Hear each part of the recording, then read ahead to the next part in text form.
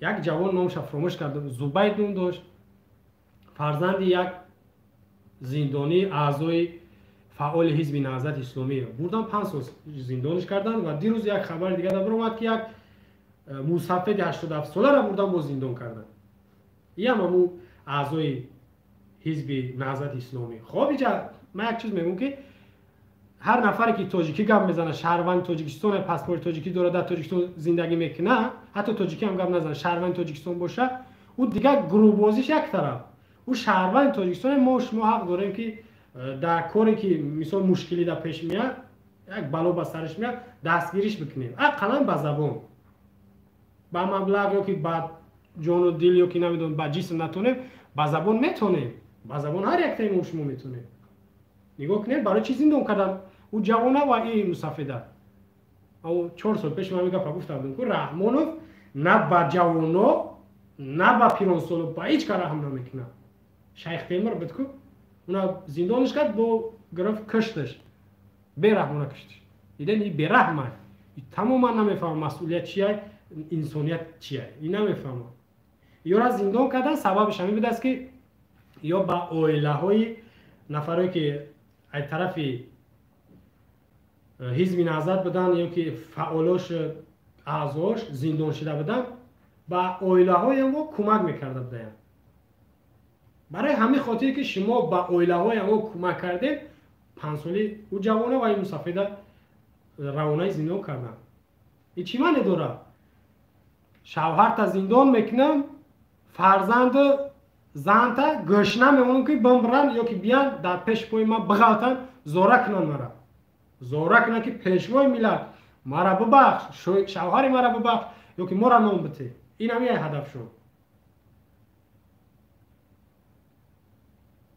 چی یک نفر از زندان کردی، نانوری خونه میگن یا که سردار عائله، زنش چی گناه داره، فرزندش چی گناه داره که او را یک نفر اومد کمک کرد، تو را میبری زندان میکنی. اینجا میگم که دشمن تنها و محبوس نیست، اینجا دشمن نمو فرزنده و نمو حتی اولاد شد. از امینا بعضیش شاید اولاداش هم میبرن میشنونه که شما شاید با طریق تلفن باید صحبت میکنید که پنهانی او را کمک میکنید. انا جنبا به مسئولیتی ما و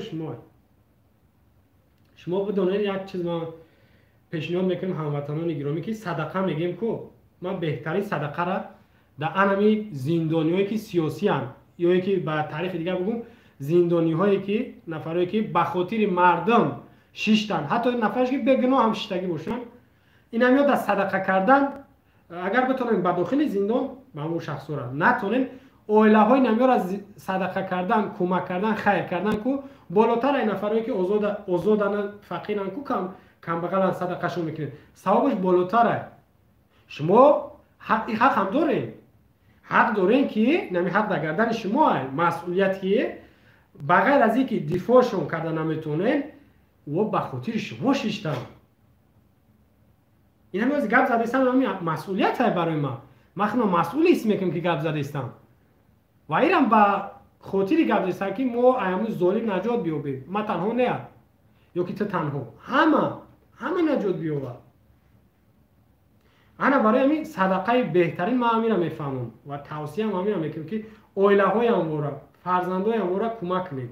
کسی که میتونه صدقه بهترینه. در جایی حق نداشت رحمانوف که ایو را زندان کنه. یک بیچاره که یک به پدر حساب میخونه، یک همو شهروند تاجیکستان کمک کرده، چی این حق نداشت را زندان کنه. اینجا باید رحمانوف خود داشت وقتی یک نفر از زندان میکنی فکر نمیکنی که کودک او چی میخواد، زن او در چه حالت قرار میگیره، عائله او اینا فکر نمیکنی. اگر ختم این مسئولیت میگریزی یا داره که یک مجاگه شده بود، پنهان شده بود، این گریختنک یا که فرار کردن این بسیار دوست میداره، یاد گرفتگیه. در پراگ فرار کرده، در فرانسه، شویتسیا، در روسیه چند بار فرار کرد. این فراری که یا که چه خیلی بگم گریختنک میگریزه، گریزونچک میگن یا کودکو.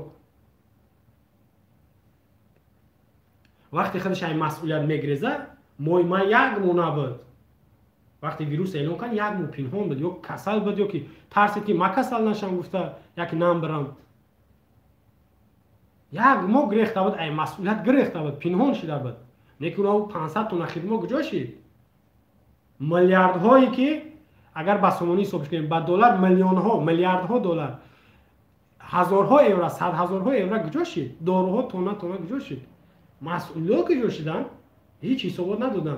فقط 245 ماشین ولایت سوخت، 150 ماشین شهر بدخشان یا که خاروق یا که ولایت مختار کوهستان بدخشان، 300 ماشین ولایت ختلان، توفان پیشوای ملت مردم فریب کردن.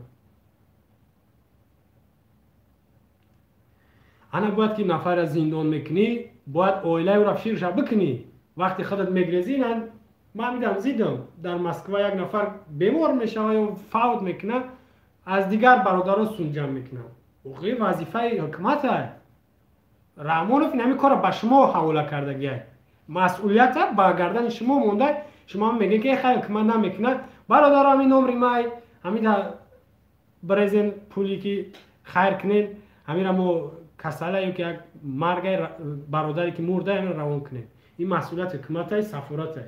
اما اون پاسپورت های خارجی دارین، پشت اون را بخونین چی نوشتگیه، در هر مشکلی میغلطین در زودترین فرصت سفارت در نزد شما حاضر میشه که به سفارت مراجعت کنید.